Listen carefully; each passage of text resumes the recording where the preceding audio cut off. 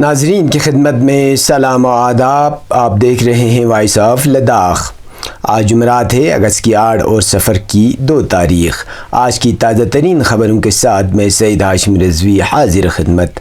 ناظرین سے گزارش ہے کہ بر وقت ویڈیو پانے کے لیے ہمارے چینل کو سبسکرائب کریں اور خبریں آخر تک ضرور دیکھیں.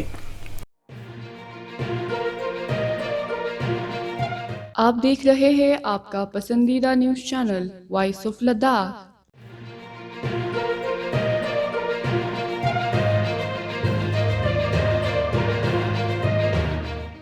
ہر گھر ترنگا مہم شروع کرنے اور یوم آزادی کی تقریبات کو منانے کی تیاریوں کے سلسلے میں لیفٹیننٹ گورنر کے مشیر ڈاکٹر پون کوتوال نے سکریٹریٹ میں تبادلہ خیال کے لیے میٹنگ کی صدارت کی. میٹنگ کے دوران بتایا کہ ہر گھر ترنگا مہم 13 سے 15 اگست تک ملک کے دیگر حصوں کے ساتھ ساتھ لداخ میں بھی منائی جائے گی اور مختلف سرگرمیوں کا انعقاد کیا جائے گا، جس میں طلباء سمیت زندگی کے تمام شعبوں کے لوگ شامل ہوں گے. انہوں نے متعلقہ انتظامی سیکٹریوں پر زور دیا کہ وہ تمام سرکاری عمارتوں پر رات کے وقت مناسب چراغاں کے ساتھ قومی پرچم لہرانے کو یقینی بنائیں اور اس مہم میں اسکولوں اور کالجوں کو شامل کریں اور ترنگا لہرانے کے لیے نمایاں مقامات کی نشاندہی کریں. مشیر موصوف نے ڈپٹی کمشنرز کو ہدایت کی کہ وہ اپنے اضلاع اور سب ڈویژن سطح پر بھی ہل کونسلوں کے تعاون سے ترنگا یاترا منعقد کریں. میٹنگ میں principal secretary Sanjeev Khirwar, A D G P S D Singh Jamwal, commissioner secretary U T Ladakh doctor Vasantha Kumar, commissioner secretaries اور ڈپٹی کمشنر لہوا کرگل، ڈائریکٹر ٹورزم اور ڈائریکٹر اسکول ایجوکیشن نے شرکت کی.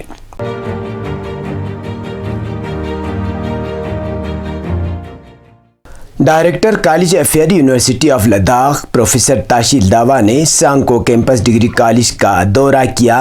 اس دوران پروفیسر تاشیل داوا نے کیمپس کے سیمینار ہال میں طلباء اور فیکلٹی ممبران کے ساتھ ایک انٹریکٹیو سیشن منعقد کی.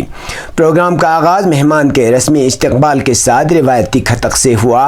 اس موقع پر ایک تقریب کا اہتمام کیا گیا جس میں پروفیسر داوا نے طلباء سے خطاب کیا اور تعلیمی سرگرمیوں سے متعلق سوال کی، جس کے بعد کالج کیمپس کے فیکلٹی ممبران کے ساتھ کیمپس کے اندر تعلیمی اور غیر تعلیمی سرگرمیوں پر حوصلہ افزا بات چیت کی. اس دوران طلباء نے کالج کیمپس کو مکمل ڈگری کالج میں تبدیل کرنے کے دیرینہ مطالبے کے علاوہ کالج میں لائبریرین اور پولیٹیکل سائنس پروفیسر کی تعیناتی اور سپورٹ ساز و سامان مہیا رکھنے کا مطالبہ کیا. پروگرام میں کل 120 طلباء نے حصہ لیا. پروگرام کے دوران ڈاکٹر عذرا خاتون، اسسٹنٹ پروفیسر شعبہ انگریزی نے نظامت کے ساتھ ساتھ شکریہ کی تحریک پیش کی.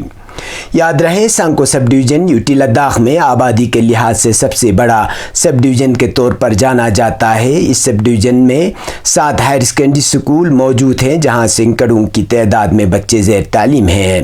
سانکو سب ڈویژن کے طلباء اور عوام کئی سالوں سے ایک مکمل ڈگری کالج کے مطالبے کو لے کر وقتاً فوقتاً احتجاج کرتے آئے ہیں.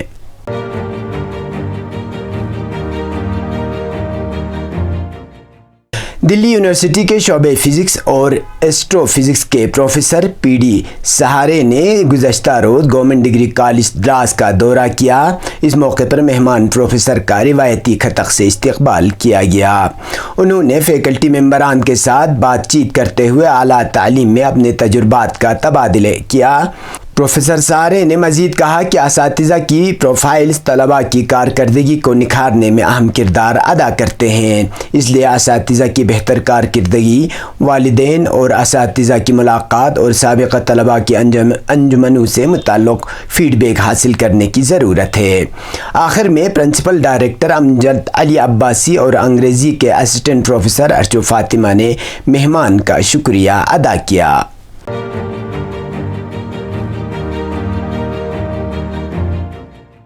اب پیش ہے قومی اور بین الاقوامی خبریں. مرکزی وزارت اقلیت امور نے 2025 کے لیے نئی حج پالیسی کا اعلان کر دیا ہے، جس میں کئی اہم تبدیلیاں کی گئی ہیں۔ اب عازمین حج کمیٹی کی وساطت سے زندگی میں صرف ایک مرتبہ ہی حج پر جا سکیں گے۔ دوسری مرتبہ اگر جانا ہو تو پرائیویٹ ٹور آپریٹر کے ذریعے جا سکیں گے۔ نئی پالیسی کے مطابق اب حج کمیٹی کا کوٹا 70% کر دیا گیا ہے، جبکہ گزشتہ سال یہ 80% تھا۔ اسی طرح پرائیویٹ آپریٹرز کے کوٹے میں اضافہ کرتے ہوئے یہ کوٹا اب 30% کیا گیا ہے۔ نئی پالیسی کے تحت محرم کے بغیر سفر کرنے والے خواتین اور عام زمرے کے لیے بھی ترجیحات میں تبدیلی کی گئی ہے۔ 65 سال یا اس سے زیادہ عمر کے عازمین کو ترجیح تو دی جائے گی، لیکن وہ اب اکیلے حج پر نہیں جا سکیں گے۔ ان کے لیے ضروری ہوگا کہ وہ اپنے ساتھ کسی رشتہ دار کو بطور مددگار لے جائیں۔ غیر محرم کیٹیگری میں بھی 65 سال سے زائد عمر کی خواتین کے لیے اپنے ساتھ خاتون ساتھی کو لے کر جانا لازمی ہوگا۔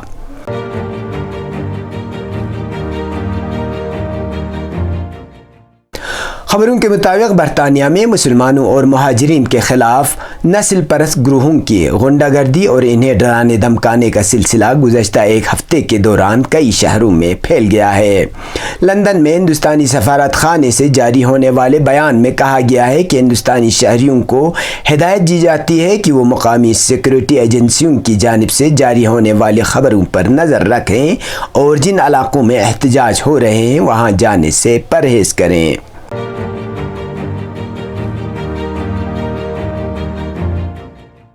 اسلامی جمہوریہ ایران کے قائم مقام وزیر خارجہ علی باقری کنی نے OIC کے ہنگامی اجلاس سے خطاب میں ان حکومتوں کا شکریہ ادا کیا جنہوں نے تہران کے خلاف غاصب صہیونی حکومت کی بزدلانہ اور دہشت گردانہ جارحیت کی مذمت کی۔ انہوں نے اپنے خطاب میں غزہ میں مظلوم فلسطینی عوام کے خلاف غاصب صہیونی حکومت کے وحشیانہ جرائم اور دیگر اسلامی ملکوں کے خلاف اس کی جارحیتوں کا ذکر کیا اور کہا کہ مغربی ملکوں بالخصوص امریکہ کی جانب سے غاصب صہیونی حکومت کی بے دریغ حمایت کے باعث اقوام متحدہ میں بھی غزہ میں فلسطینی عوام کا قتل عام روکنے پر قادر نہیں ہے۔ اسلامی جمہوریہ ایران کے قائم مقام وزیر خارجہ نے OIC کے ہنگامی اجلاس سے خطاب میں مزید کہا کہ تہران کے خلاف غاصب صہیونی حکومت کی تازہ دہشت گردانہ جارحیت کے سلسلے میں بھی کہ جس میں حماس کے سربراہ اسماعیل ہنیہ شہید ہو گئے ہیں، اقوام متحدہ کی سلامتی کونسل کی جانب سے کوئی اقدام نہ کیے جانے کے باعث اسلامی جمہوریہ ایران کے سامنے غاصب اور غیر قانونی صہیونی حکومت کے خلاف جوابی کارروائی اور اپنے دفاع کے قانون حق کی استعمال کے علاوہ اور کوئی راستہ باقی نہیں بچا ہے۔ انہوں نے کہا کہ اسلامی جمہوریہ ایران اپنے اقتدار اعلیٰ، اپنے شہریوں اور سرزمین کے پاسداری میں مناسب صورت میں ضروری اقدام انجام دے گا۔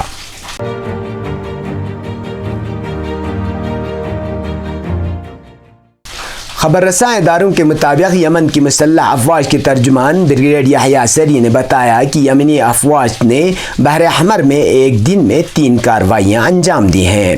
یمن کی مسلح افواج کے ترجمان نے بتایا کہ ایک بحری جہاز مقبوضہ فلسطین کی بندرگاہوں کی طرف جانے پر عائد پابندی کی خلاف ورزی کر رہا تھا کہ اس پر بیلسٹک میزائلوں اور ڈرون طیاروں سے حملہ کیا گیا۔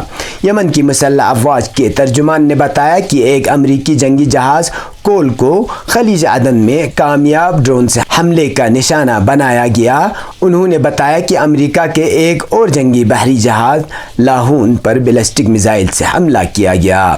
یحییٰ سری نے بتایا کہ ان دونوں بحری جہازوں پر اس وقت حملہ کیا گیا جب وہ ہمارے آپریشنل زون کو عبور کر کے اسرائیلی دشمن کی مدد کے لیے بحر احمر کے شمال کی طرف جانے کی کوشش کر رہے تھے۔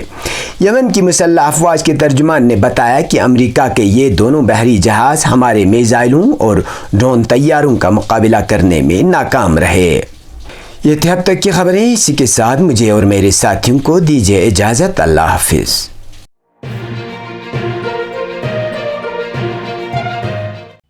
مقامی، قومی اور بین الاقوامی خبروں سے باخبر رہنے کے لیے چینل کو لائک، شیئر اور سبسکرائب کریں، ساتھ ہی بیل آئیکن دبانا نہ بھولیں۔